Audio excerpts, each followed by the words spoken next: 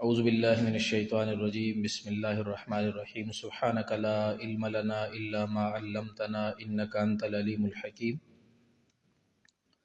صدق اللہ العظیم۔ میرے انتہائی عزیز طلبہ کرام، میرے رفقاء کار، مدرسہ کے معزز اساتذہ کرام، ہر سال ہم یہ آخری مجلس منعقد کرتے ہیں۔ پہلے تو صرف بیان ہوا کرتا تھا، تو اس دفعہ ہم نے اس میں ساتھیوں کو بھی موقع دیا، بہت خوبصورت نعتیں ساتھیوں نے سنائیں، اپنے الوداعی کلام میں اپنے جذبات کا اظہار کیا۔ یہ دن ہمارے لیے ایک خوشی کا بھی ہوتا ہے اور غم کا بھی ہوتا ہے۔ خوشی تو اس وجہ سے ہوتی ہے کہ الحمدللہ جو ساتھی اولیٰ میں تشریف لائے تھے ان کو کچھ بھی پتہ نہیں تھا کہ یہ صرف کیا ہوتی ہے اور یہ نحو کیا ہوتی ہے اور یہ عربی کیا ہوتی ہے، اور آج جب 1 سال مکمل ہو رہا ہے اور میں اپنے دوستوں کو دیکھتا ہوں کہ وہ بخاری کی عبارتیں پڑھ رہے ہیں، مشکات کی عبارتیں پڑھ رہے ہیں، تو کسان جب اپنی کھیتی کو پکا ہوا دیکھتا ہے نا، وہ سارے سال محنت کرتا ہے، اس کو پانی دیتا ہے، بیج ڈالتا ہے، محنت کرتا ہے، کوشش کرتا ہے، موسم کی پرواہ نہیں کرتا، اور جب اس کی کھیتی لہلہاتی ہے تو اس وقت کسان کی جو خوشی کا ٹھکانہ ہوتا ہے نا، وہ اتنی عظیم خوشی ہوتی ہے اور ایسا سرور ہوتا ہے کہ اللہ تعالیٰ نے حضور صلی اللہ علیہ وسلم کی جو صحابہ کو دیکھ کر اور صحابہ کی جماعت کو تیار کرنے کے بعد جو حضور صلی اللہ علیہ وسلم کی خوشی تھی نا، اس خوشی کے کو تشبیہ دی ہے اللہ تعالیٰ نے کسان کی اس خوشی کے ساتھ جو اپنی پکی ہوئی لہلہاتی کھیتی کو دیکھتا ہے۔ یعجب الذرہ، کہ صحابہ ایسے بن گئے تھے اور اس حال پہ پہنچ گئے تھے اور ایسی کھیتی حضور صلی اللہ علیہ وسلم نے تیار کر دی تھی جو کسان کو بڑی اچھی لگتی ہے۔ تو استاد کے دل کی جو خوشی ہوتی ہے نا، اور سب سے زیادہ جو تسکین ہوتی ہے اور سب سے زیادہ ہمیں جو مزہ آتا ہے، اور وہ اس بات پر آتا ہے کہ ہمارے یہ جو بچے ہیں، ہمارے جو دوست ہیں، یہ علمی میدان میں آگے بڑھ رہے ہیں۔ اس سے زیادہ سرور ذاتی طور پر مجھے کسی اور چیز میں نہیں آتا جتنا ان چیز میں مجھے مزہ آتا ہے۔ اور پھر میں کہتا ہوں کہ یار یہ جتنی تھکاوٹ ہے اللہ تعالیٰ اس کو قبول کرے، یہ اپنی جگہ پہ لگ رہی ہے۔ جو ہم چندے کرتے ہیں، جو محنت کرتے ہیں، جو استاد ماشاءاللہ سارا سارا دن محنت کرتے ہیں، راتوں کو دیر تک بیٹھتے ہیں، آپ کے ساتھ محنت کرتے ہیں۔ میں استادوں کو دیکھتا ہوں ماشاءاللہ، سردی کا موسم ہے، صبح سویرے سرد موسم میں اب جناب ولی صاحب ہنگو سے چلتے ہیں، فجر کی نماز کے بعد نکلتے ہیں، لیکن پہلے گھنٹے میں پہنچے ہوئے ہوتے ہیں۔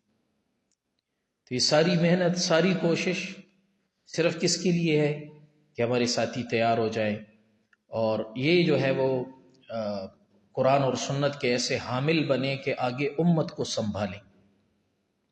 تو امت کو سنبھالنے کے لیے نا صلاحیتیں چاہیے، اس کے لیے علمی، عملی، فکری، نظریاتی طور پر بنا ہوا آدمی جو ہوتا ہے وہ آگے امت کا بوجھ اٹھاتا ہے۔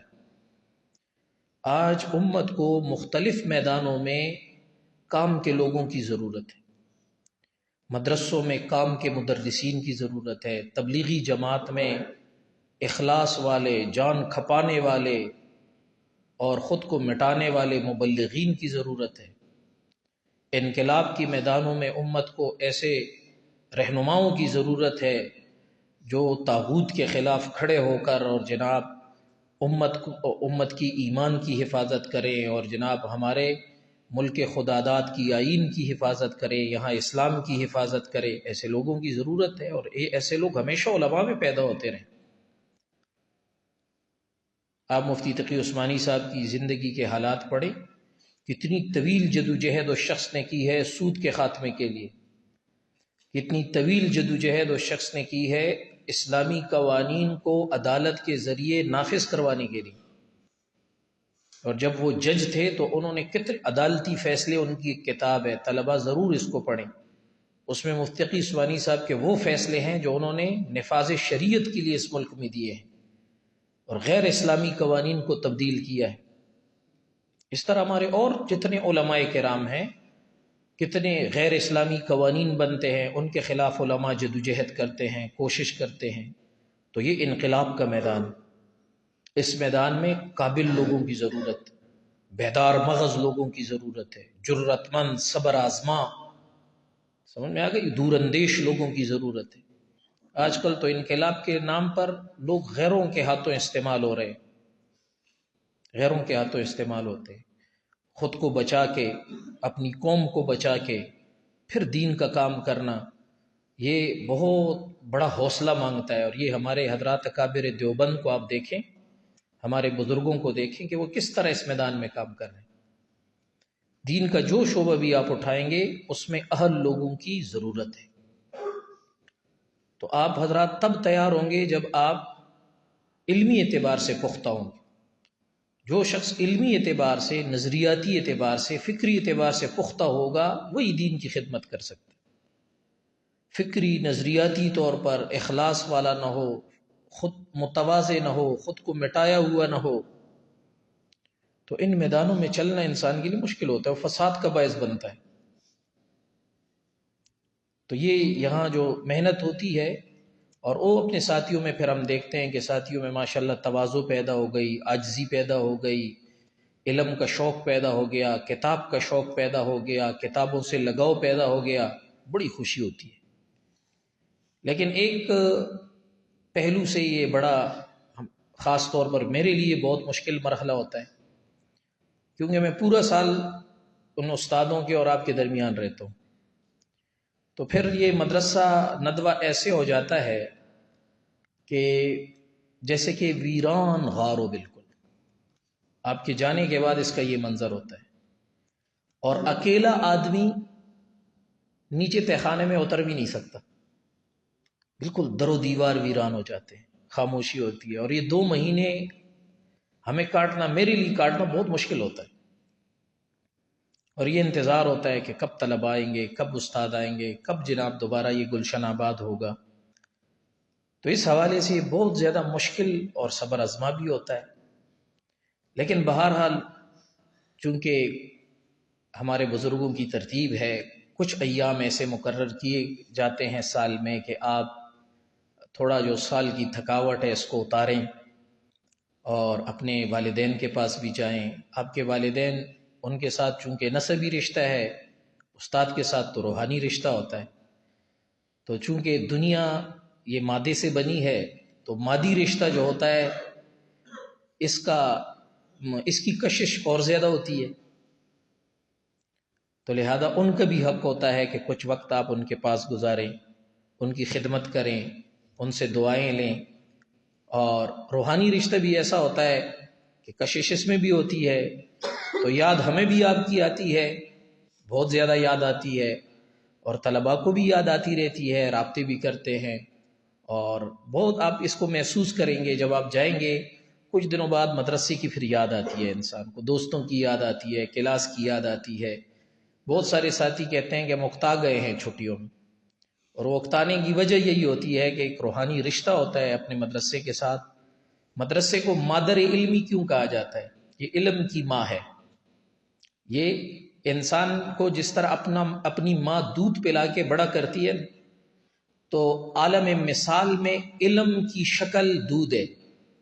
یہ تو آپ نے سنا ہوگا استاد، اس میں عالم مثال میں علم کی شکل کیا ہے؟ دودھ ہے۔ خواب میں جب دیکھو کہ کوئی مجھے دودھ کا پیالہ دے رہا ہے تو اس کا مطلب ہے کہ اس سے علمی فیض ہوگا۔ تو یہ مدرسہ علم دیتا ہے۔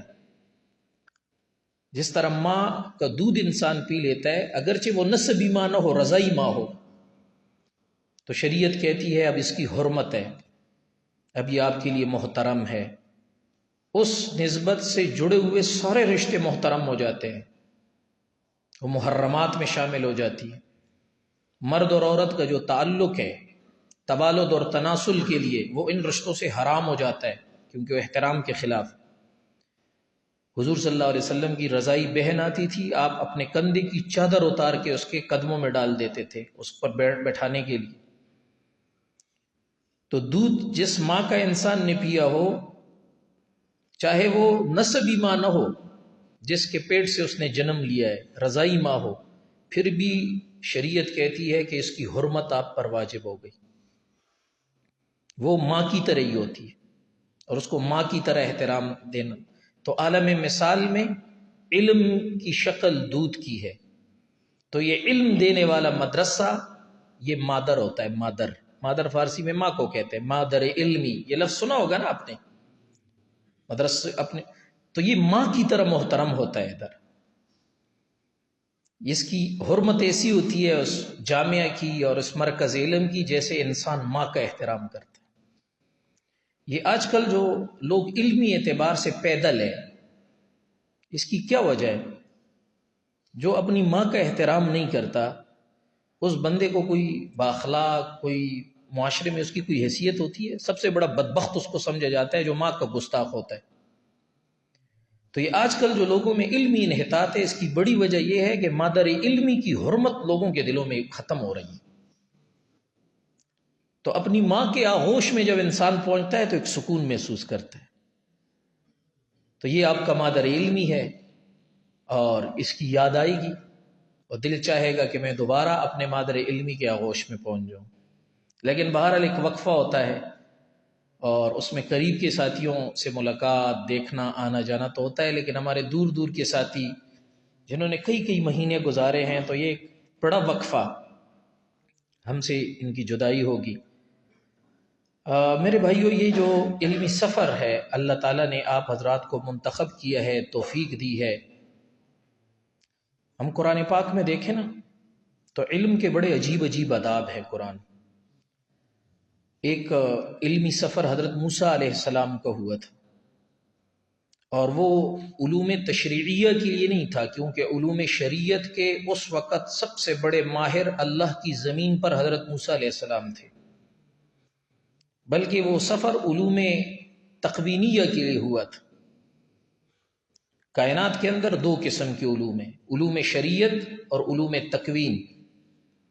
کائنات کے جو سربستہ راز ہیں، چھپے ہوئے راز، ان کا ایک علم ہے۔ کس سال میں موت آئے گی، کون کیا کھائے گا، کون کیا پیے گا، دنیا میں کیا حوادث آنے ہیں، کب آنے ہیں، کیسے آنے ہیں، یہ سارا تکوین ہے۔ انبیاء کرام کو اللہ تعالیٰ جمیع ما کان ما یکون کے علوم تشریعیہ دیتے ہیں، علوم تکوینیہ نہیں دیتے۔ علوم تکوینیہ میں جو اللہ چاہے دے دیتا ہے، جمیع ما کان ما یکون کا علم تکوینی صرف اللہ کے پاس ہوتا ہے، اور اسی کو علم غیب کہا جاتا ہے، اور غیب خاصہ ہے اللہ کا۔ حضرت موسیٰ علیہ السلام کو شوق ہوا تھا کہ میں علوم تکوین سیکھوں، تو اللہ تعالیٰ نے فرمایا کہ علوم تکوین کے ہمارے اپنے بندے ہیں، اور وہ ملأ اسفل کے فرشتے ہوتے ہیں۔ ایک ملأ اسفل کا فرشتہ حضرت خضر علیہ السلام، ان کے بعد حضرت موسیٰ علیہ السلام کو بھیجا۔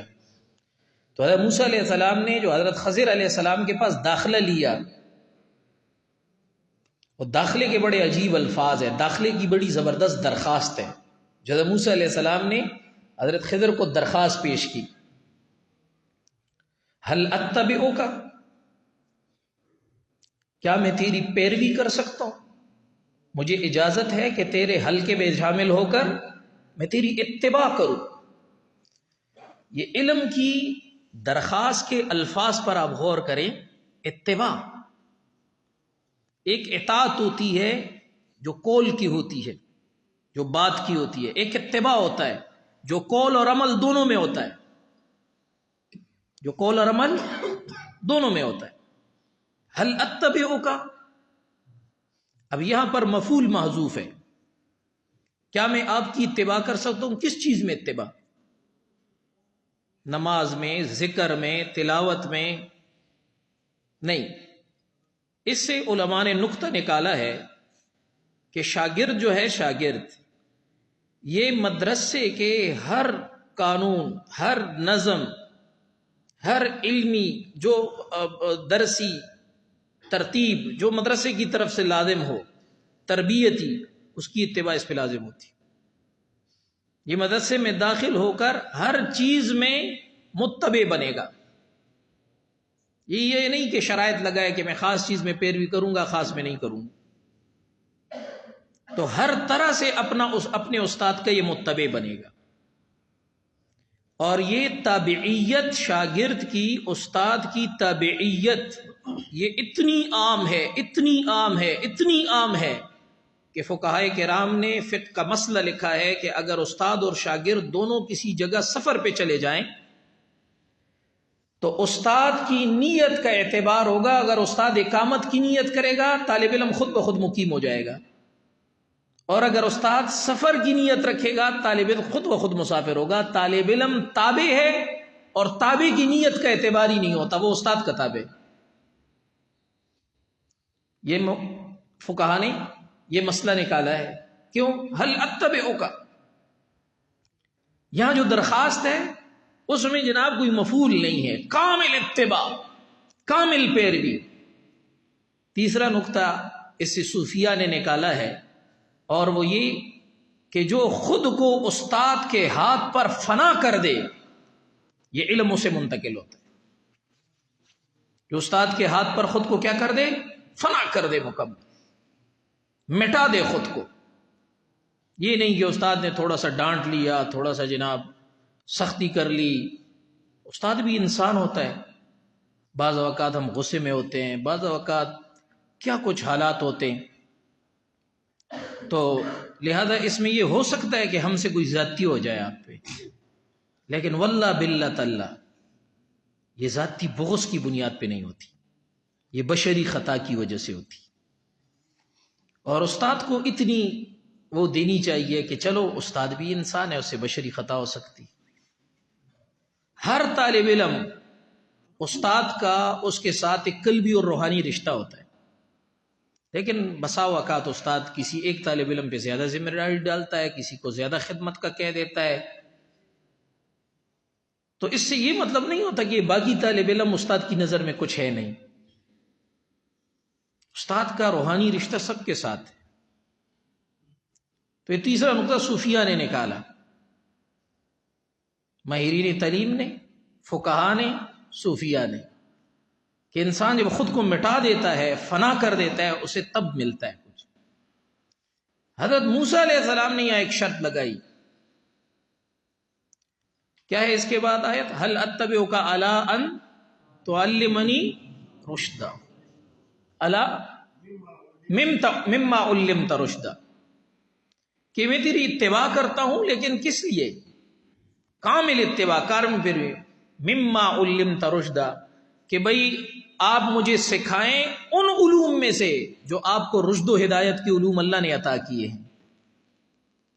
تو یہ کامل اتباع یہ کس لیے ہے؟ یہ سائنس اور ٹیکنالوجی کے لیے نہیں ہے، یہ علوم رشد کے لیے ہے. وہ علوم جن کی بنیاد پر ہدایت ملتی ہے، جن کی بنیاد پر اللہ کی معرفت ملتی ہے، ان علوم، وہ علوم مجھے سکھائیں گے آپ.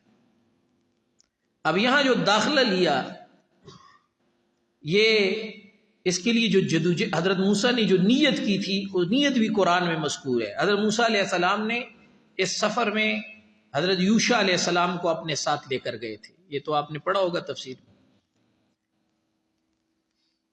حضرت یوشع حضرت موسیٰ کی بھی شاگرد تھے، اور پھر دونوں حضرات شاگرد ہو گئے کس کے؟ حضرت خضر علیہ السلام کی. تو استاد اپنے شاگرد کو جب ایسے سفر کے لیے منتخب کرتا ہے جس میں جان جانے کا خطرہ ہوتا ہے، جس میں جان جانے کا خطرہ ہوتا ہے، جب استاد کی کسی ایسے سفر کی میں طالب علم کو رفاقت نصیب ہوتی ہے، تو یہ استصحاب، یہ استخلاف کا قرینہ ہوتا ہے.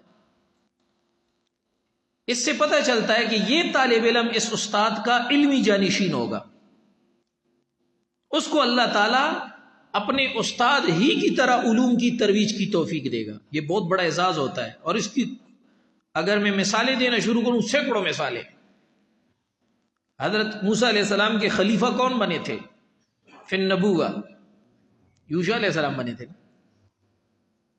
تو یہ استصحاب اور اس کو مصاحبت کے لیے حضرت یوشع کو ساتھ لے جانا، یہ کرینہ تھا کس کا؟ کہ استخلاف کا، کہ خلیفہ یہی ہوں گے، جانشین یہی بنیں گے۔ تو استاد کی علمی رفاقت میسر آنا، یہ اس سے بڑا اعزاز ہوتا ہے۔ استاد کے ساتھ اگر آپ کو علمی کام کی توفیق ہو گئی، علمی سفروں کی توفیق ہو گئی، علمی جدوجہد کی توفیق ہو گئی، علمی تحقیق کی توفیق ہو گئی، آپ کا ستارہ بخت چمک اٹھا، انشاءاللہ استاد کے بعد اللہ تعالیٰ اسی منصب پر اخلاص ہوا تو آپ کو بٹھائیں گے۔ اس کی بیسیوں مثالیں میرے سامنے۔ حضرت شیخ زکریا اسی طرح حضرت خلیل احمد سہارنپوری رحمۃ اللہ علیہ کے جنشین بنے۔ میں نے حضرت مولانا نور البشر صاحب دامت برکاتہم سے پوچھا تھا کہ حضرت آپ نے علوم حدیث میں اتنی مہارت کیسے حاصل کی؟ نہ تو آپ نے تخصص کیا، نہ اس زمانے میں تخصص تھا کہ تخصص فی الحدیث کریں، اتنی مہارت آپ کو کیسے ملی؟ انہیں فرمایا میں نے حضرت مولانا رشید اشرف صاحب رحمۃ اللہ علیہ کے ساتھ مفتی تقی عثمانی صاحب کی درس ترمذی پر حدیث میں کام کیے۔ استاد کی رفاقت میں اس کام سے مجھے اتنا حدیث کا فائدہ ہوا کہ آج مولانا نور البشر صاحب علوم حدیث میں ہمارے ملک کے گنے چنے لوگوں میں شمار ہوتے ہیں۔ کیوں؟ اور بھی مثالیں ہیں، بیسیوں مثالیں۔ یہ کیوں؟ اس وقت استاد کے ہاتھ پر خود کو مٹا دیا تھا۔ مولانا رشید اشرف صاحب رحمۃ اللہ علیہ سے زیادہ مشہور ہے مولانا نور البشر صاحب، اور اس کتاب پہ نام مولانا نور البشر صاحب کا نہیں ہے، مولانا رشید اشرف صاحب کا ہے۔ کوئی جانتا بھی نہیں ہوگا کہ اس کتاب کے اندر سارا کام انہوں نے کیا ہے۔ کہ نام کے لیے تھا نہیں، استاد کی خدمت تھی، اللہ تعالیٰ نے جانشین بنا دی۔ بذل المجہود جو آپ شرح دیکھتے ہیں ابو داؤد کی، یہ ساری محنت شیخ زکریا رحمۃ اللہ علیہ کی ہے۔ ساری محنت، پوری رات بیٹھ کر وہ اس کے لیے مطالعے کرتے تھے۔ لیکن نام کس کا ہے کتاب پر؟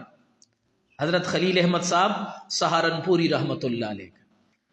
استاد کے ہاتھ پہ خود کو فنا کر دیا۔ ایسی کامل اتباع استاد کی اللہ نے ان کو نصیب فرمائی کہ استاد سے زیادہ اللہ تعالیٰ نے علوم حدیث میں شہرت عطا فرمائی۔ تو یہ اتباع کا کمال ہوتا ہے، پیروی کا کمال ہوتا ہے، استاد کے ہاتھ پر مر مٹنے کا کمال ہوتا ہے۔ آج کل ہمارے یہاں یہ المیہ ہے، طالب علم آوارہ گرد ہو گئے، آوارہ گرد۔ 1 سال یہاں گزارو، 2 سال وہاں گزارو، 3 سال وہاں گزارو، پھر وہاں سے بھاگ جاؤ۔ ایک مدرسے میں آپ پڑھتے ہیں، استادوں سے مناسبت ہوتی ہے، سال میں کبھی قلبی مناسبت بنتی ہے، اور قلبی مناسبت کے بعد استاد کے پڑھانے کا فیض شروع ہوتا ہے۔ یہ صرف الفاظ کا کھیل تو نہیں ہے نا، یہ الفاظ ہیں، ان کے اپنے انوارات ہیں، اس کا سلسلہ ہے۔ استاد اگر میری طرح گندی منہ والا بھی ہو اور فاسق فاجر بھی ہو، لیکن الفاظ کی تو برکت ہے، یہ تو پیچھے سے آ رہی ہے نا۔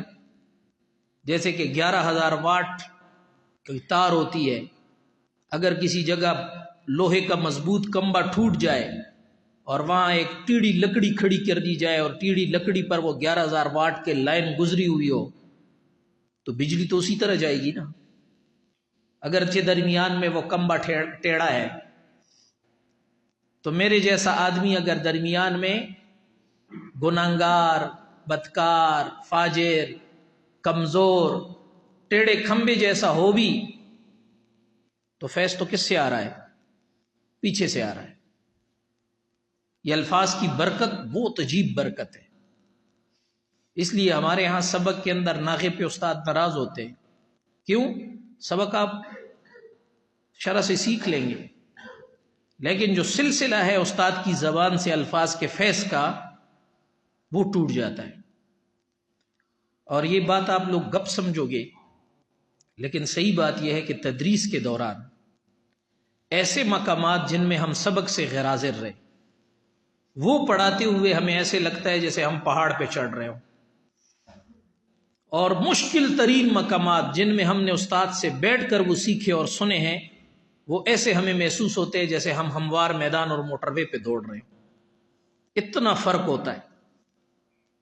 اتنا فرق ہوتا ہے استاد کے سے، یہ الفاظ کا رشتہ جڑنے کا اتنا فرق ہوتا ہے. تو 1 سال میں مناسبت پیدا ہو گئی، نئی جگہ چلا گیا بندہ. اب جو دوسری جگہ چلا گیا، وہاں مناسبت بنتے بنتے سال گزر گیا، پھر اس جگہ کو چھوڑ کے تیسری جگہ چلا گیا. اس رویے نے ہمارے مدارس سے کام کے لوگ پیدا کرنا بند کر دیے. بھئی جہاں پڑھنا ہے نا ٹک کے پڑھو، انتخاب کرو ایک جگہ کا اور ٹک کے پڑھو، اور استادوں کی عقیدت قلبی نہیں عقلی عقیدت ضرور پیدا کر کے پڑھو. حضرت مولانا اشرف علی تھانوی رحمۃ اللہ علیہ فرماتے ہیں کہ جس سال ہمارا دور حدیث تھا، مولانا رشید احمد گنگوہی رحمۃ اللہ علیہ نے گنگوہ شریف میں دور حدیث شروع کر دی. مولانا رشید احمد گنگوہی رحمۃ اللہ علیہ ابو حنیفہ ہند تھے، اور ان کو ابو حنیفہ ثانی کہا جاتا ہے. امام انور شاہ رحمۃ اللہ علیہ فرماتے ہیں کہ وہ ابن عابدین شامی سے بڑے فقی تھے اور ابن نجیم سے بڑے فقیہ النفس تھے. یہ معمولی آدمی کی گواہی نہیں ہے. حضرت گنگوہی اتنے بڑے عالم تھے، حدیث اور فقہ کے اپنے وقت کے امام تھے، مسلمہ امام. اب دور حدیث کے سارے طلباء چلے گئے وہاں. اتنے بڑے شیخ نے دورہ شروع کیا ہوا ہے تو ہم وہاں جاتے ہیں. دارالعلوم دیوبند میں دور حدیث مولانا یعقوب ننوتوی رحمۃ اللہ علیہ پڑھاتے تھے، جو مولانا قاسم ننوتوی صاحب کے ماموں کے بیٹے تھے اور بڑے اونچے درجے کے بزرگ تھے.